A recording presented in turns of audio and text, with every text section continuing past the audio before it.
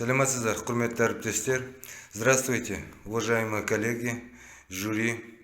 Я Балгабеков Жанат Дюсембиевич, преподаватель физической культуры в Карагандинский колледж технологий сервиса. Тема урока: гимнастика, комплекс акробатических элементов, вольных упражнений, упражнений физической активности на уроках гимнастики.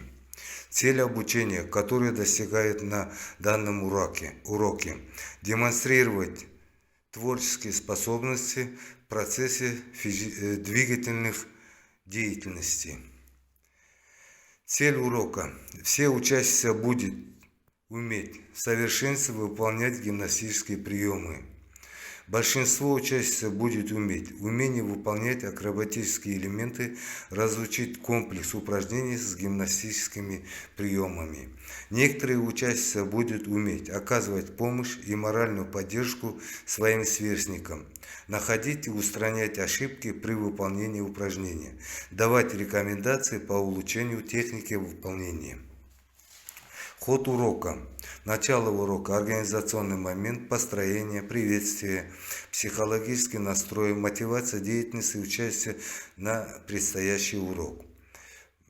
Повороты на месте, строевые упражнения, общеразвивающие упражнения, движение и на месте. Середина урока. Для выполнения задач урока группа делится на 3 подгруппы по станциям, по заданиям карточки. Это я провожу урок по круговой тренировке. Первая станция, подгруппа, выполняет задания по карточке. Сгибание, разгибание рук от пола, отжимания. 5 подходов с увеличением количества раз. Для девочек от гимнастической лавки 10, 12, 15, 18, 20 раз. Вторая станция. Подгруппа выполняет задания по карточке поднимания туловища 5 подходов с увеличением и с интервалом в 1 минуту количество раз.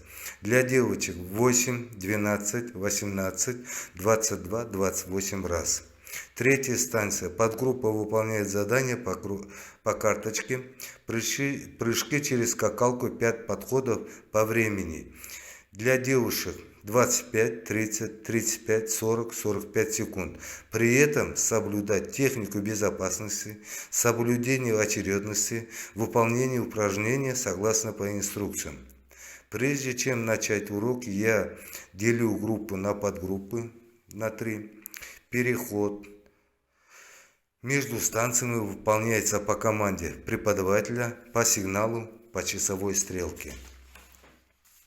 Конец урока. В конце урока учащийся проводит рефлексию, что узнал, чем научился, что осталось непонятным, над чем необходимо работать.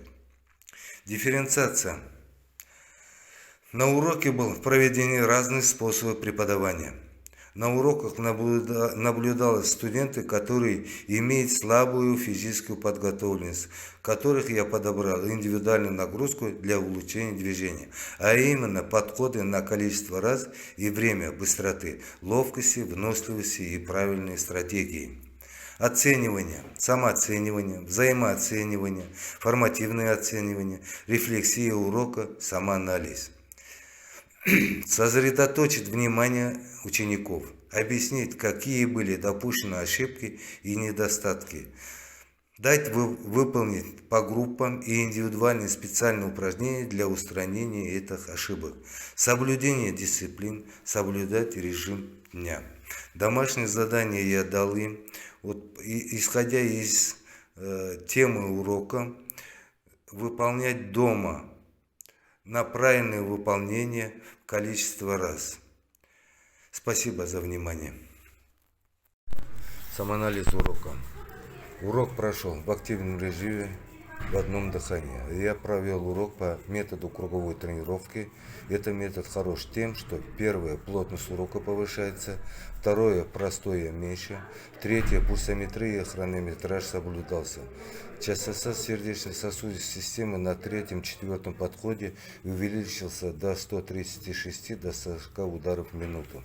Соблюдался дозировка по времени, и начало урока, середина урока, конец урока полностью соответствует по краткосрочному плану. Домашнее задание дано. Дети полностью в конце урока восстановлены. Отметил лучших, выставлены оценки. Я думаю, цели и задачи урока выполнены полностью.